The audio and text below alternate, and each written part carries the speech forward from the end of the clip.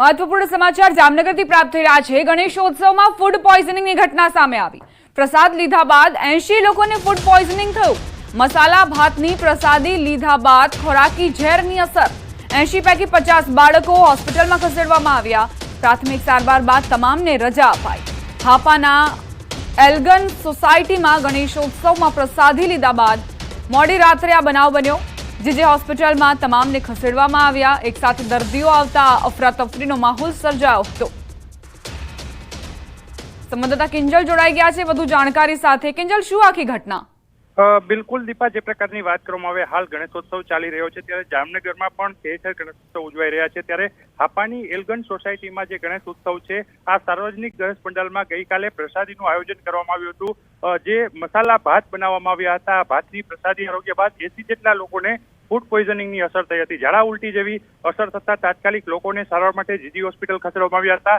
એક સાથે 80 જેટલા લોકો, એમાં ખાસ કરીને 50 જેટલા જે બાળકો છે, એ બાળકો પહોંચતા અફરાતફરી મચી ગઈ હતી ને જ્યારે ખાટલા ખૂટી પડ્યા હોય તેવો ઘાટ છે તે સર્જાયો હતો। મોડી રાત્રે તમામ જે લોકો છે તેમને પ્રાથમિક સારવાર આપવામાં આવી હતી ને હાલ તેમને રજા આપવામાં આવી છે। પરંતુ જે પ્રકારે ગણેશ ઉત્સવની અંદર જે ફૂડ પોઈઝનિંગની ઘટના આવી છે તેને લઈને હાહાકાર મચી જવા પામ્યો છે। દીપા, આભાર કિંજલ જાણકારી આપવા માટે। નવરાત્રીમાં ભારે વરસાદની આગાહી છે। ઓક્ટોબરમાં સૌરાષ્ટ્રમાં અતિ ભારે વરસાદની વકી છે। 7 થી 11 ઓક્ટોબર અતિ ભારે વરસાદની આગાહી છે। નદીઓમાં ભયંકર પૂરની સ્થિતિ સર્જાઈ શકે તેમ છે।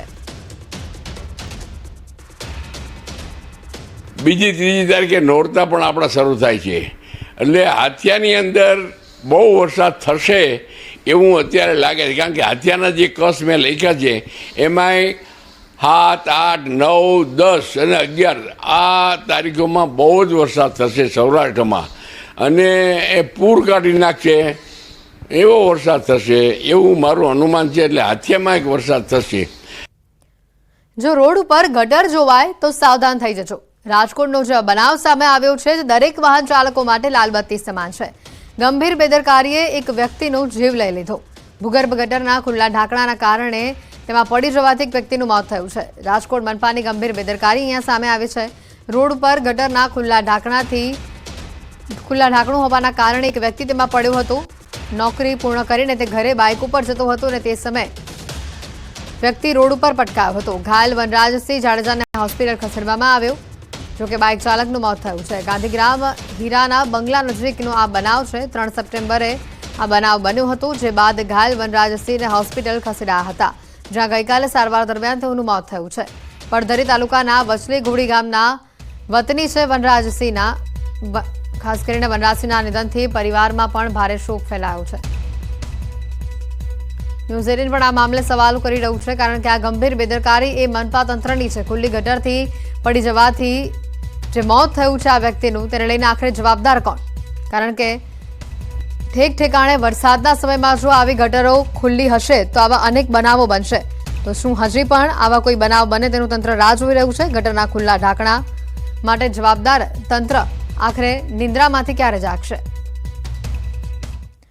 વધુ માહિતી મેળવીશું। સંવાદદાતા અંકિત અમારી સાથે ફોન લાઈન ઉપર જોડાઈ ચૂક્યા છે। અંકિત, જે રીતની આ ઘટના બની છે, એક બાજુ વરસાદનો સમય છે, હજી પણ 3-4 દિવસ વરસાદની શક્યતા હજી જોવાઈ રહી છે, અને તેવામાં ગટરના ઢાંકણા ખુલ્લા છે। હજી આમાં કોઈનું મોત થાય તેની શું તંત્ર રાહ જોઈ રહ્યું છે? ચોક્કસ હેતવી, ખાસ કરીને વાત કરવામાં આવે તો રાજકોટ મહાનગરપાલિકાની વધુ એક વખત ગંભીર બેદરકારી છે તે સામે આવી છે। અગાઉ ખાસ કરીને વાત કરવામાં આવે તો રાજકોટ શહેરના 150 ફૂટ રિંગ રોડ ઉપર જ્યારે એંગલ નાખવાની કામગીરી કરવામાં આવી રહી હતી ત્યારે કોન્ટ્રાક્ટર દ્વારા જે ખાડા કરવામાં આવ્યા હતા તે ખાડાની અંદર એક બાઇક ચાલકનું પડી જવાના કારણે મોત નીપજ્યું હતું ને ત્યારે પણ એક પરિવારે પોતાના આશાસ્પદ વ્યક્તિને ગુમાવવાનો વારો આવ્યો હતો ને ત્યારે વધુ એક વખત એક પરિવારે પોતાના વાલ સોયાને ખોયા હોવાનો વારો છે તે સામે આવ્યો છે। વનરાજસિંહ જાડેજા નામના વ્યક્તિનું સારવાર દરમિયાન બિલકુલ અંકિત, આપની પાસેથી વધુ માહિતી મેળવીશું। આપણી સાથે વશરામ સાગઠિયા વિપક્ષ નેતા પણ જોડાઈ ચૂક્યા છે। વશરામજી, સ્વાગત છે ન્યૂઝ 18માં। સૌપ્રથમ આપનું હેલો। હાજી વશરામજી, જે રીતની આ ઘટના અહીંયા સામે આવી છે, આ ખુલ્લી ગટરમાં પડી જવાથી એકનું મોત થયું, હવે તો કેટલી જગ્યા પર આવી ગટરો ખુલ્લી છે, હજી તંત્ર શેની રાહ જોઈ રહ્યું છે? રાજકોટમાં ચારે તરફ ગટરોના ઢાંકણા ખુલ્લા છે। વરસાદ ગયો એને આજ આ 7-8-10 દિવસ થઈ ગયા છે, તેમ છતાં હજી પાણી ઉતર્યા નથી. પ્રી મોન્સૂનની કામગીરી એ લોકોની 0-0 હતી. પ્રી મોન્સૂનના નામે કરોડો રૂપિયાના બિલ બનાવી લીધા છે. એક પ્રકારનો ભ્રષ્ટાચાર ભાજપના શાસકો દ્વારા અને કોર્પોરેશનના અધિકારીઓ પદાધિકારીઓ દ્વારા થઈ રહ્યો છે, એ સાબિત થાય છે. કારણ કે કોઈ પણ વ્યક્તિનું આવું રાજકોટમાં થાય છે. રાજકોટમાં આવી કેટલી ગટરો આજની તારીખે પણ હજી ખુલ્લી છે. હાલના અમે રાજકોટ મહાનગરપાલિકાના કમિશનરને રૂબરૂ જે કોંગ્રેસ પાર્ટી તરફથી મળીને રજૂઆત કરી હતી, પરંતુ નથી. આજે જનરલ બોર્ડનો ગઈકાલે અમારી તારીખ આવી. જનરલ બોર્ડમાં પણ આનો પ્રશ્ન મેં પૂછ્યો છે. વશરામજી, કયા કયા વિસ્તારોમાં હજી પણ આવી રીતે ગટરોના ઢાંકણા ખુલ્લા છે અને આપે ક્યારે રજૂઆત કરી હતી અને રજૂઆત કર્યાને કેટલો સમય થયો? પરમ દિવસે જનરલ બોર્ડની અમારી તારીખ હતી, 20 તારીખ જનરલ બોર્ડ છે, એટલે એનો પ્રશ્ન પૂછાય. એમાં મેં આ ડ્રેનેજનો ગટરનો પ્રશ્ન મેં ઉપાડ્યો છે અને એમાં બધી જ વિગતો લખી છે. 20 તારીખે જનરલ બોર્ડમાં એનો જવાબ આપશે. અને ત્યાં સુધીમાં જો હજી પણ આવી કોઈ ઘટના બને છે, ત્યાં સુધીમાં હજી કોઈ આવો ગંભીર અકસ્માત ઉભો થાય છે, તો જવાબદાર કોણ રહેશે? આની જવાબદારી રાજકોટ મહાનગરપાલિકાના અધિકારીઓની અને પદાધિકારીઓની હોવી જોઈએ. જવાબદારી ફિક્સ કરવી જોઈએ કે જેના હિસાબે એની ઉપર એક્શન લેવામાં આવે તો ફરીને આવું ન થાય. પરંતુ રાજકોટમાં તમે ગમે તેને પૂછશો, કોઈ નેતાને પૂછશો તેમ કે ગમે તેવો સમરબંધી છે, છોડવામાં નહીં આવે, આમ નહીં કરીએ, એમ તેમ નહીં કરીએ. એક મુદ્દાની કેસેટ વગાડશે, પરંતુ હકીકતમાં કશું કામ નહીં કરે. બિલકુલ વશરામજી, અહીંયા ગટરોના ઢાંકણા બંધ નથી થતા, પણ એટલીસ્ટ ત્યાં પથ્થર મૂકીને કે બેરિકેડ મૂકીને તેને સામેથી આવતા લોકોને તો સાવધાન કરી શકે ને. અને સાથે સ્ટ્રીટ લાઇટની પણ ઘણા વિસ્તારોમાં સુવિધા નથી, એટલે અંધારામાં જો કોઈ વ્યક્તિ જતું હોય તો તેને ખ્યાલ પણ ના આવે કે આગળ ગટર હશે. હા, એ તો ધોળા દિવસે પણ એવી દેખાય તોય નથી સમજતા. પરંતુ રાજકોટની પ્રજાને અમારે વિનંતી કરી છે કે હવે તમે સમજો, આ નિર્ભર તંત્ર છે, આ તો કશું. બિલકુલ, આપ અમારી સાથે જોડાયેલા રહેજો. નરેન્દ્રસિંહ જાડેજા, ડેપ્યુટી મેયર, પણ આપણી સાથે અહીંયા જોડાઈ ચૂક્યા છે. સર, સ્વાગત છે આપનું ન્યૂઝ 18માં. હેલો. હાજી બેન. નરેન્દ્રજી, આ જે ઘટના સામે આવી છે ખૂબ જ ગંભીર ઘટના છે અને લોકોનું કહેવું છે, વિપક્ષ નેતા પણ કહી રહ્યા છે કે શહેરમાં અનેક જગ્યા પર આવી રીતે ગટરો ખુલ્લી છે. અધિકારીને સૂચના દેવડાવવાનું જે દિવસે બનાવ બન્યો ત્યારે ઘટના સ્થળ ઉપર જોઈને જોવડાયું હતું અને અધિકારીને સૂચના પણ બેન દેવડાવેલી છે. બિલકુલ, વશરામજી પણ આપણી સાથે અહીંયા જોડાયેલા છે નરેન્દ્રજી, અને તેઓનું કહેવું છે કે અગાઉ પણ તેઓએ અનેકવાર રજૂઆત કરી છે, પરંતુ આ પ્રશ્નોને ધ્યાનમાં લેવામાં નથી આવતા. હેલો. હાજી જી.